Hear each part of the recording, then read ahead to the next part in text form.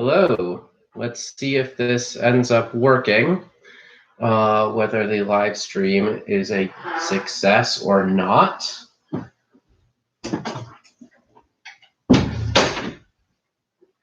So we're just going to go over a short bonus lecture for this class and see how this goes, see if it can be uploaded. And so what we're looking at today is properties of expected value. All right, so we want to talk about drawing with or without replacement and what happens when we do that. All right, so suppose that you have a 52 card deck of cards.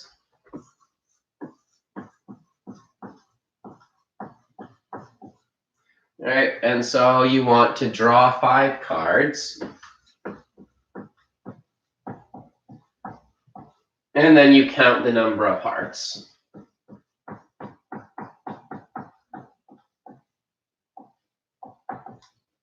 right, and so you can do that. And what we want to do is actually 2 different cases. One where you draw with replacement. So you draw a card and then you shuffle it back in and then you draw another card. And the other way is without replacement. And so that's the more typical way that you would draw cards from a deck of cards.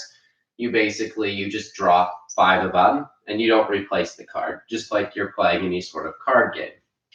All right. And so we want to count the number of hearts in both situations.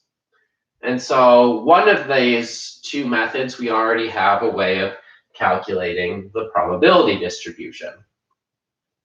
And so if you think about it, well, we have a fixed number of trials. So we have n equals 5. And there's a fixed probability of success is 1/4. And we have independence if we draw with replacement, but we do not have independence if we draw without replacement, all right? Because if you draw without replacement, you take the first card. If it's a heart, you have a better chance of drawing a heart next time. And if it's not a heart, then if it's not a heart, then you have a better chance of drawing a heart. If it is a heart, then you have a worse chance of drawing a heart in your next card because there will be fewer hearts left. So we'll do it with replacement. And so that's just our standard binomial distribution. So you can do binom PDF, and you do 5, 1/4. And so you have the number of hearts, and you have the probability. And so the hearts can go from 0 to 5.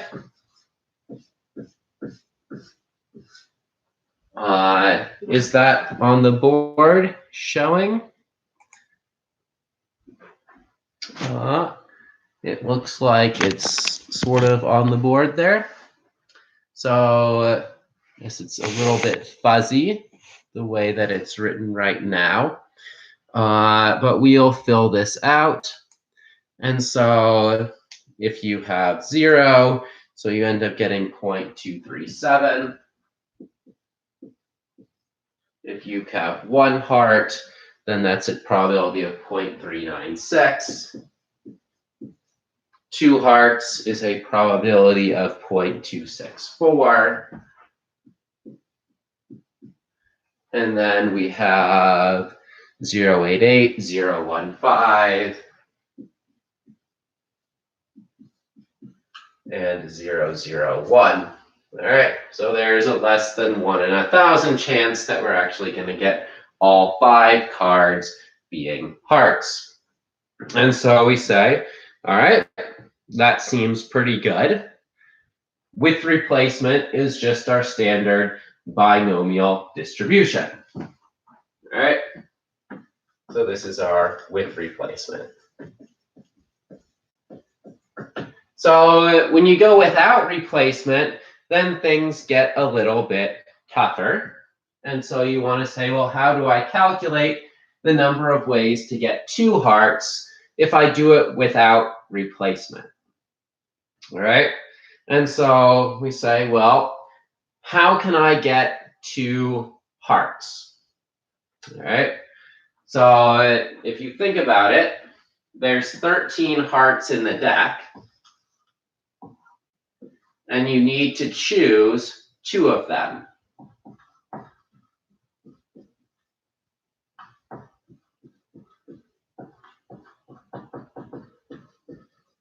All right, so that's the number of ways that you can draw 2 hearts. But that doesn't complete your entire hand. So if you say, well, maybe I drew the 3 of hearts, and maybe I drew the 7 of hearts, well, there's still 3 other cards that you need in your hand. And so you need to multiply by the number of ways to get all of your other cards. All right, so there's 39 other cards.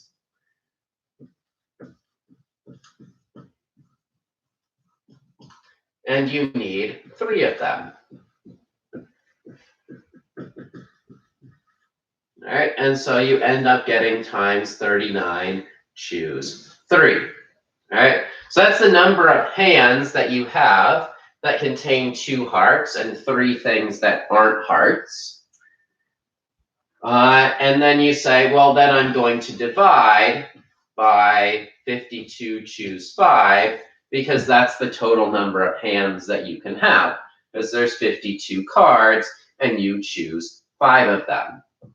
All right, so this is the total number of hands. All right, so this is all of the hands with the property that we want, 2 hearts and 3 not hearts, divided by the total number of possible hands, which is just 5 out of any of your 52 cards.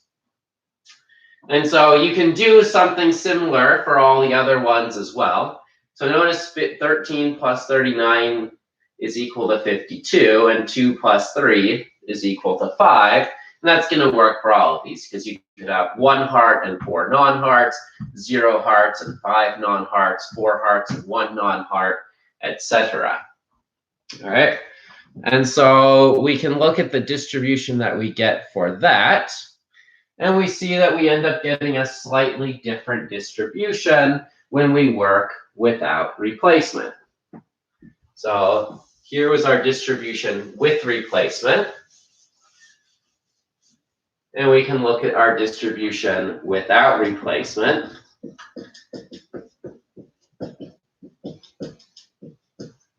And so we have the number of hearts and our probability once again. And so 0, 1, 2, 3, 4, and 5.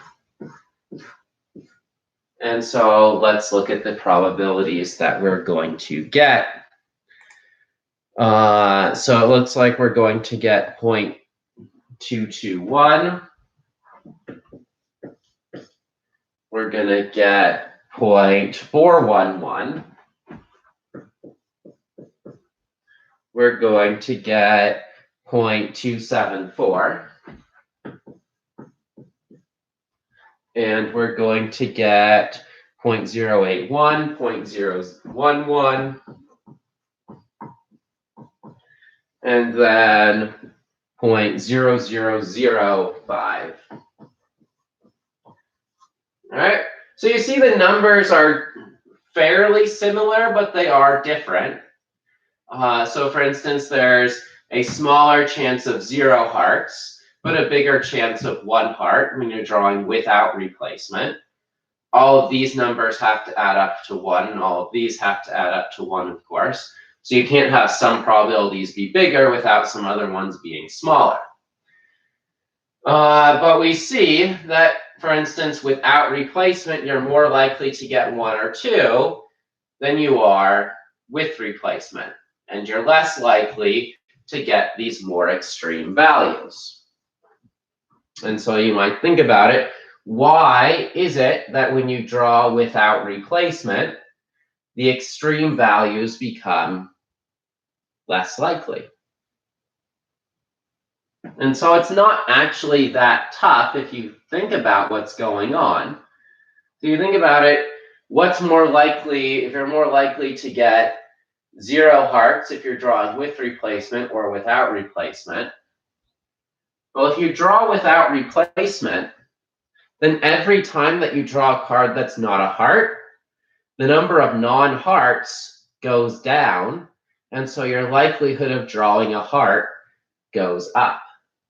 And so you become more likely, every time you don't draw a heart, you become more likely to draw a heart.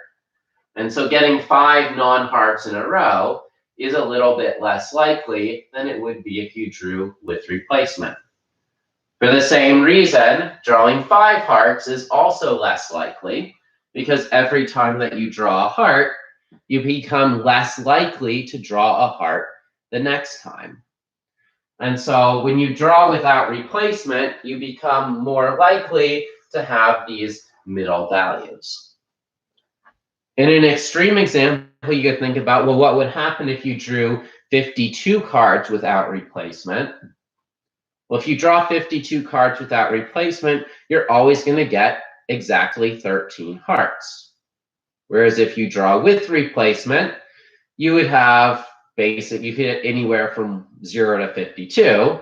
Now, 13 may be the most likely scenario. You're probably going to get about 1/4 of them being hearts, but you're not going to have it exact every time like you would if you drew without replacement. All right. So then the question here becomes, well, what's your expected value here? And so let's look at our expected value.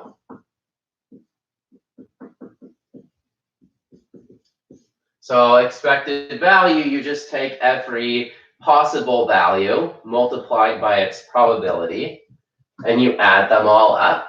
So we have our 0 times 0.23237 plus 1 times 0.396. All right, all the way to 5 times 0.001. And if we do that, we get 1.25. Now we can look at the same thing without replacement. We do the same thing. We take every possible value, multiply it by its probability, and we add those all up.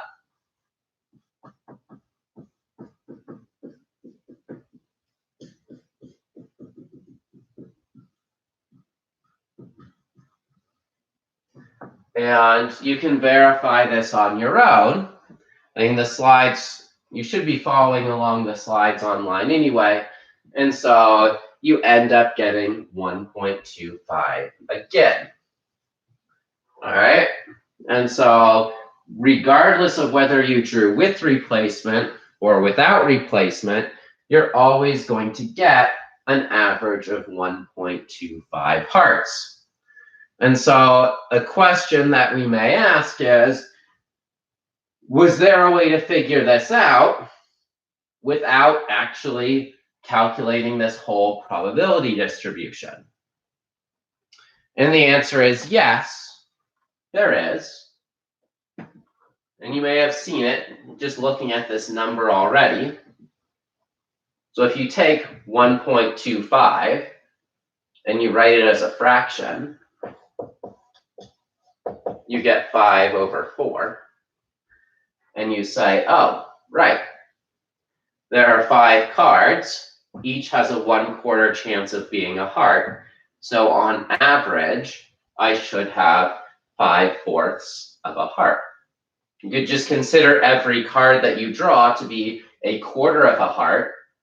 And so altogether, you have 1.25 hearts. You're, of course, never going to get 1.25 since you have to get a whole number.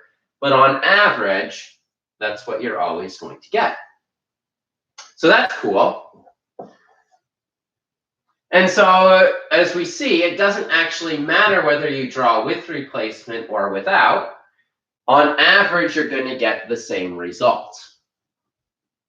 And so this is one of those really nice properties of expected value, is that if you know the expected value of each sort of sub-event, then you can add them all together So the value for each card is 1/4, because you think about it, there's a 1/4 chance that it is a heart and a 3/4 chance that it's not.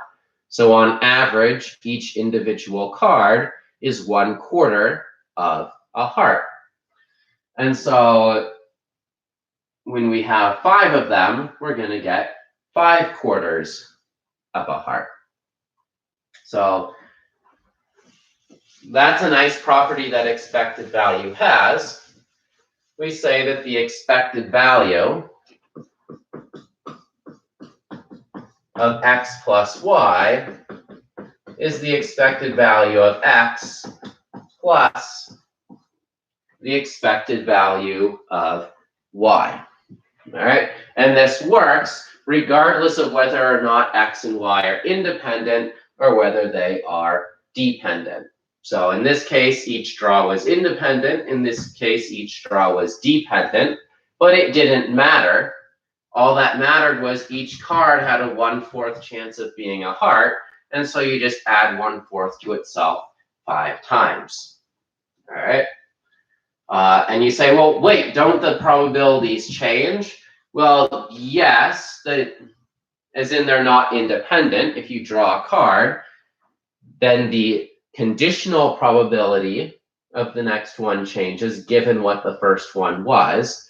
But if you just say, what's the chance that, say, the third card's a heart, and before you have information about the first two, it's just 1/4, because every card is equally likely to be a heart. All right. So let's just do one last little problem that illustrates conditional probability.